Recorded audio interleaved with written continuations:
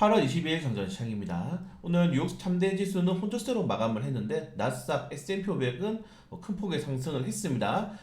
엔비디아, 테슬라가 시장을 견인을 했는데 엔비디아 같은 경우는 8.47%나 올랐습니다. 엔비디아가 오르니까 브로드컴이나 AMD 다른 반도체 종목들이 동반 상승하는 모습도 나왔고, 자, 우선 엔비디아 실적 발표가 목요일날 새벽에 있는데 실적 발표를 앞두고 대부분의 이런 글로벌 은행이라든가 월가의 전문가 투자자들이 엔비디아 목표가를 상향을 시켰습니다. 그러니까 지금 엔비디아는 실적이 좋게 나와도 오르고 안 좋게 나와도 오를 것이다 라고 이야기를 하고 있는 겁니다. 미국은 그 인공지능 AI에 대해서 진심이에요 지금. 네, 진심인데 우리나라에 좀 파생되는 업종들이 그렇게 많지 않다. SK하이닉스라든가 한미반도체라든가 이런 H뱅 관련 테마주들이 올라가고는 있는데, 그걸 제외하고는 우리나라도 IT 기업들, 네이버, 카카오 이런 기업들이 그렇게 큰 폭의 상승이 나오지 않기 때문에 엔비디아의 수혜가 되는 오늘 이수페타시스 무조건 단타 들어가야 될 것 같아요. 네, 이수페타시스 체크를 하시면 될 것 같고, 이 엔비디아에 대한 이 중요도가 높아지는 게 일단 중국에 대한 견제에 대해서 추가적인 또 재료가 나오고 있다고 합니다. 다음에는 군사용 이 인공지능까지 이제 규제할 가능성이 높아진다. 다음에 이제 넥스트 레벨은 군사용 이 AI이기 때문에 여기에 대한 또 수혜를 엔비디아가 받을 수 있다. 전문가들이 그러니까 영역을 계속적으로 확대해 나가고 있는 겁니다. 생성형 AI에서 군사형 AI까지 확대해 나갔기 때문에 엔비디아의 이러한 주목도는 계속적으로 올라갈 가능성이 높다는 점들. 다만 H뱅 관련 테마주들이 오늘 시장에서 크게 탄력이 나올 수 있는지 오늘 SK하이닉스, 한미반도체, 이수페타시스 체크를 하도록 하겠습니다. 이수페타시스가 1픽이고 그 다음에 한미반도체 이렇게 보면 좋을 것 같습니다. 자, 그걸 제외하고는 왜 반반이라고 말씀드렸냐면은 미국 국채금리가 또 급등했습니다. 지금 2년물이 5%가 넘었고 10년물이 4.3%예요. 자, 여러분들 상식적으로 국채금리와 주식시장 같이 올라갈 수가 없습니다. 근데 지금 같이 올라가고 있죠. 그래서 제가 이게 오늘 제 멋대로 이제 두 가지 정도의 시나리오를 말씀드렸는데, 자, 이제 이 엔비디아라든가 테슬라라든가 애플 이런 종목들은 주식으로 보는 게 아니고 채권으로 보는 겁니다. 안전자산. 네, 안전자산으로 이 종목들을 보고 올리는 거예요, 지금.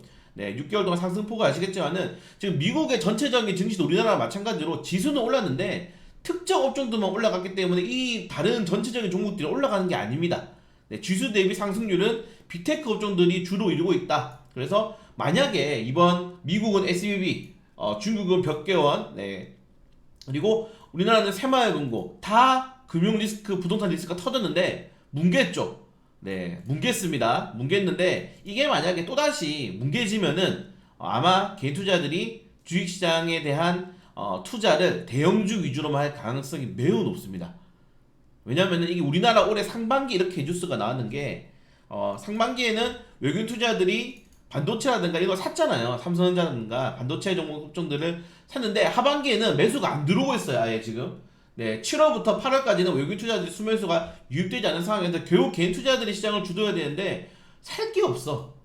무섭습니다. 금리 막 이렇게 올라가고 있고 이렇게 리스크 계속적으로 터지는데, 그러면 결국 개인 투자들은 에코프로 아니면은 엔비디아라든가 테슬라 연계된 이런 HBM 관련 테마주들을 살 수밖에 없을 것이다.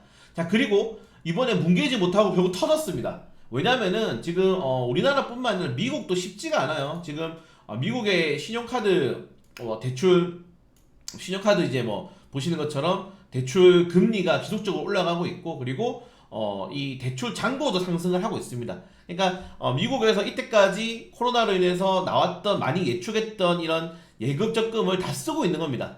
네, 다 쓰고 이제 그 돈이 다 써서 카드까지 쓰고 있는 단계예요. 그렇기 때문에 미국에서는 이게 인플레이션 잡혀가고 있는데 사람들이 현금이 없다, 돈이 없는 상황에서 소비가 줄어서 인플레이션 잡히게 된다면은 이거 우리가 함부로 추가적으로 금리를 건드려서 또다시 시장의 변동성을 촉발할 바에야 네, 고금리 계속 가자 이렇게 이야기를 하고 있는 겁니다, 전문가들이. 그래서 이번에 지금 원래 3월달에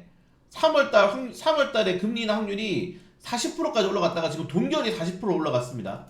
밀리고 있는 겁니다. 금리 인하에 대한 기대감들이, 그 이슈들이, 이런 것들이 시장에서는 굉장히 큰 부담감이 될 수가 있는 거죠. 그러면은 결국에는 장기화가 될 경우에는 대형주도 무너집니다. 장기화가 될 경우에는 대형주도 주도주가 될 수가 없어요, 개인 투자들이. 왜냐면 외국인 투자들이 안 들어오니까.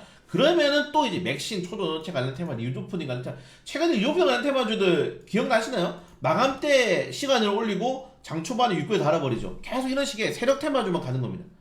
네, 그래서 두 가지 정도의 방향성이 나올 수 있다. 그래서 첫 번째는 지수는 버티지만은 대형주만 가는 거고, 두 번째는 지수도 무너지고, 지수가 무너지면서 대형주가 무너지니까 네 같이 이런 대형주보다는 중소형 호소닥 업종으로 또 밀릴 수급이 몰릴 것이다. 자, 이거는 6월달에서 7월달, 이거는 우리가 지금 8월달에 보고 있습니다. 네, 이제 하반기 두 가지 중에 하나가 이제 완벽히 주도주가 될 거예요. 이번 잭슨 홀 미팅이라든가 추가적인 금융정책에 의해서 요 정도까지만 여러분도 확인하시면 될 것 같습니다. 네, 그래서 지금 대부분의 전문가들이 장기화될 거다. 지금 미국이 단기적으로 여기서 금리를 추가적으로 건들기에는 쉽지 않을 것이다. 라는 이슈가 나오고 있고, 그리고 뭐 중국 기준금리 이슈는 어제 많이 말씀드렸는데 또 일각에서 루머가 나오고 있더라고요. 헝다그룹이 파산 신청을 이번에 했는데 이 파산 신청이 아시겠지만 2020년도에 발생했잖아요, 파산이. 근데 이게 왜 2년 3년 끌었냐면은 중국이 이제 파산을 허가해줘서 파산 신청했다고 합니다. 그러니까 중국이 이번 기회에 그냥 체질 개선을 하려고 한다라고 또 이제 이슈가 나오고 얘기가 나오고 있습니다. 네, 그래서 뭐가 정답인지 모르겠지만은 뭐 체질 개선이든 뭐든 뭔가 좀 빨리 해야 되지 않는가, 중국은 그렇게 생각이 되고요. 자, 그리고 환율이 좀 문제가 되고 있는데, 저는 환율이 뭐가 문제가 되냐, 결국 외국인 투자자들이 환율의 영향에 따라서 수급이 결정이 되기 때문입니다.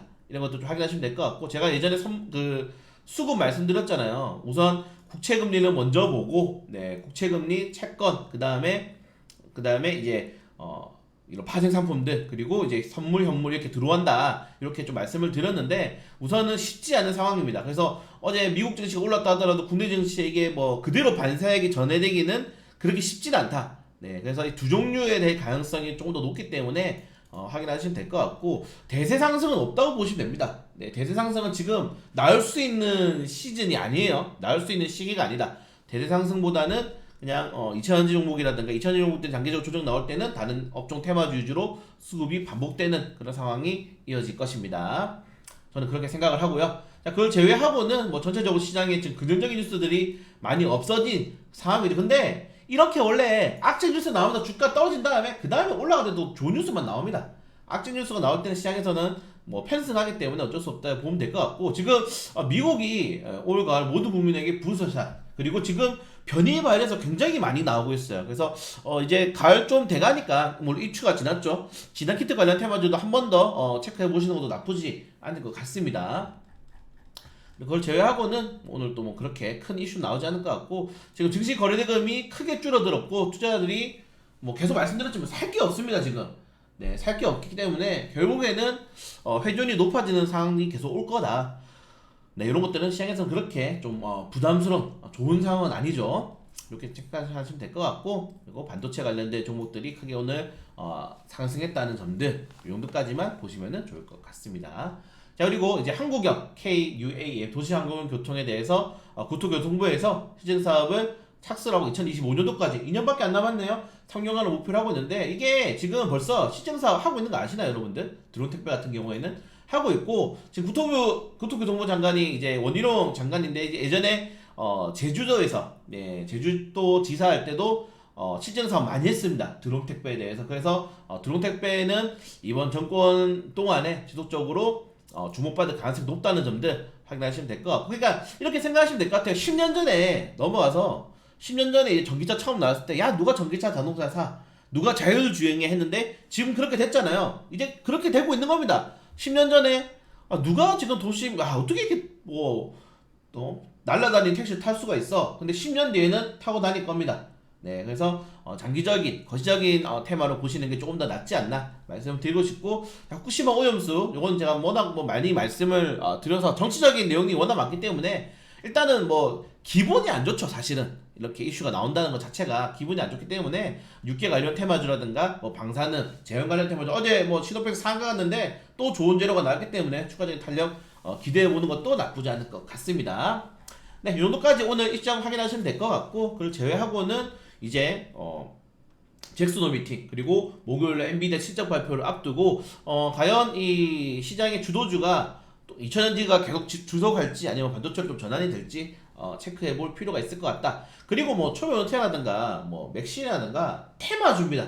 그냥 스캠이라고 보시면 돼요. 네, 그냥 어떻게 보면은 세력주라고 생각하시면 될 것 같기 때문에 너무 그렇게 뭐 딥하게 빠져들면 안 됩니다. 이거 계속 강조드리고 있는데 네, 비중 크게 씌웠다는 분들이 많으셔가지고 조심하셔야 된다. 이 정도까지 말씀을 드리고 싶고 브릭스 정상회의가 개최가 되는데 여기서 뭐 통화정책 이슈가 나올 수 있겠죠. 네, 통화정책 이슈라든가 아니면은 뭐 미국에 대응하는 뭔가 추가적인 뭐 성명을 발표할 수도 있는데 저는 이 국가들이 반미 국가들이잖아요. 네, 그리고 서로가 서로를 못 믿을 것 같습니다. 그래서 브릭스에 대한 시장의 그런 영향력이 클까? 달러를 뭐 견제할 수 있을 만한 국가가 사실은 경제 규모로 보나 인도를 최근에 제외하고는 뭐 없다고 저는 생각하기 때문에 뭐 어떠한 이슈가 나올지 모르겠지만은 그렇게 신경 쓸 것 같진 않다. 이 정도까지 말씀드리고 싶고 오늘 스마트 레이더 시스템 신규 상장을 합니다. 이 정도까지만 오늘 확인하도록 하겠습니다. 그래서 오늘 이수페타시스 장 초반에 뭐 갭상승 크게 나오지 않으면은 시장 발표 나올 때까지 한번 오늘 단타 공략할 수 있도록 하겠습니다. 한미반도체랑요.